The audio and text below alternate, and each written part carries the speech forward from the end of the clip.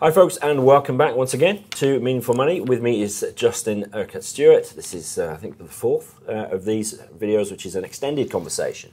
And it's a trip around the world, looking at the world economies, how they interact, and most importantly, of course, how they affect you and your finances. So we've dealt with the Western economies, the UK and the US and the Eurozone. We talked about Japan and China last time. So I think we need to wrap up now, Justin, with what are sometimes called the emerging economies. It always makes me smile a little bit, particularly when it's applied to China, which is one of the oldest sort of civilizations. They get very upset at that. I'm sure, yes. Yeah, I'm sure they do. But there are others. They're sometimes called the BRICS. Yes. So can we perhaps just finish talking about The those? BRICS was an acronym that was dreamt. It was a marketing acronym dreamt up by Goldman are. Sachs. Yes, so they could actually sell some funds on the basis of BRICS: Brazil, Russia, India, China, and then they added on South America at the end. They didn't at the beginning. And the idea was all these countries have similar issues and are similar. No, they don't. They're all actually very, very different. And so let's have a look at what's been happening with these BRICS. Brazil to start with. Now, of course, next year they've got the World Cup, and then they're going to have the Olympics. And most recently, you've seen some extremely well-manicured rioters going around, very well dressed indeed, I have to say. As you had this sort of almost middle-class sort of attempted revolution. It's going a bit far. But nonetheless, what you had, this country will continue to develop. However, its prices had been driven out of all realism. And so you saw, actually, in terms of the valuations that were put on the Bovespa, the Brazilian index, were really far too high. Too high, but actually hadn't been performing for the past 2 or 3 years, but didn't reflect, actually, what was happening in the economy. Okay. They were becoming increasingly defensive. They'd even put a tax on inward investment going in. Wow. And they were starting to source inefficient goods domestically rather than bringing in the best of them from the outside. Protectionism. Exactly. Now, that changed. It changed primarily at that event a few weeks ago when we had Ben Bernanke potentially threatening to withdraw the drug of choice for stock markets known as quantitative easing. Yes. Now, he hasn't withdrawn it. He's not said when he's going to do it, but he's merely said, look, at some stage it's going to end. Quite sensibly, because it must do. It'll have to. It'll have to. Yeah. The reaction to that wasn't just in domestic markets. It also meant that all this cheap money, which had been trying to find returns, had gone out to a lot of the emerging markets, particularly some of these BRIC markets. And therefore, as soon as people thought, actually, we're going to be seeing the end of this, whoosh, back it comes again. So you saw particularly emerging market bonds, as well as some of the equity markets, and their related currencies come down. And Brazil was heavily affected by the real dropping, its equity markets, and particularly its emerging bond markets, down to what I would actually say are realistic levels.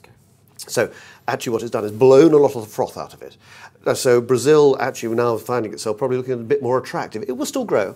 And of course it gets more attention next year. But it's got a lot of infrastructure issues to try and manage its way through. Brazil is a huge producer of raw materials, particularly iron ore. Okay, so that is presumably being exported to China. To China. Yeah, and of course, as China slows down, it does affect Brazil, and so it is one of those elements. And of course, it would affect Chile as well. It's one of their primary exports, particularly actually copper in their case. So same issue. So growth at a lower, slower level. Someone like Russia, in the R of the BRIC. Well, Russia, I'm afraid, Putin, when he came back to power, had a chance to actually prove Russia's a good place to invest in. Is it? Yeah. Be very wary. Yeah, I mean, you only have to look at what's happening there. Ask BP and avoid men with umbrellas. So be very careful indeed. The regulatory structure there is very well controlled by the Russians. So yes, as a market, it looks very cheap indeed. But I'm afraid be really rather wary. Russia is a commodity supplier.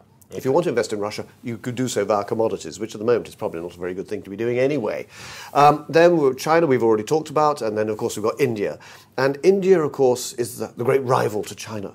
And, of course, it's been financing itself in a different way. It runs a very large deficit, doesn't have a trade surplus. Domestically, it's still hugely inefficient, and so has been struggling overall to try and get its economy moving at the right sort of level. And so with all the elements they've had, whether it's with their banks, whether it's their internal financial structure, India, again, will grow. But at least now we've wiped away some of the hyperbole on it. And then after that, you've then got South Africa, again, which is primarily a mineral supplier to the world. And so as the commodity price has been affected, so have they. They also have a political issue, as we've seen most recently. We've seen strikes in the mines, and of course some concerns over some of the political structure there, the dominance of the ANC. So again, like any emerging market, it's a risky story, and it will continue to grow. but now we're at better and more realistic levels. I wouldn't be rushing to put money out there yet, but nonetheless, let's see the rest of the world continue its healing process. It seems to me that this incredibly diverse world that we live in, all these different economies, they feel very different, but they feel almost like we're along the same path, just at different points. Is that a fair... No, I think that's a very good description of it. They are. They're all developing, and some unfortunately do find themselves going back, mainly for political issues or sometimes appalling geological problems that occur in places like Indonesia and things like that. No, they are. What we mustn't do, though, is be too UK-centric about this. These are different cultures, they have different governance, they have different levels of corruption. So take into account all of these. So they're not all the same and they behave in a different way. So when we're investing in these places, we have to be careful because it's not just like investing in Unilever in Britain and we know that it's traded every day and we can get the best price and we can see what it's there. You're investing in this strange company, in this strange market, and the price could be, I don't know, what is there a proper trading price for it? Can I settle it? Do I get my money? Yes, exactly. And what's the accounting system behind it? Some of it's fairly imaginative. So we need to be very careful indeed. Sometimes it's better to say, recognize the growth and invest indirectly in those countries. So rather than you and I, or as individual investors saying, well, I tell you what, I'm going to invest in Indonesia because I know I've been there to Bali. Well, actually, doing business in Indonesia is quite difficult, so maybe it's better to go for a business that does business in Bali or in Indonesia, and therefore you can invest in that business. Proxies for it. Precisely so. So we don't feel that somehow you're being left out by not being in emerging or frontier markets, but sometimes there are those specialist funds which can be worthwhile taking for small parts of the portfolio. Sure. Great stuff. I think actually that's a good place just to stop one more time, and then next time we're going to wrap it all up. So thank you for watching. Thank you, Justin. See you next time. Bye-bye.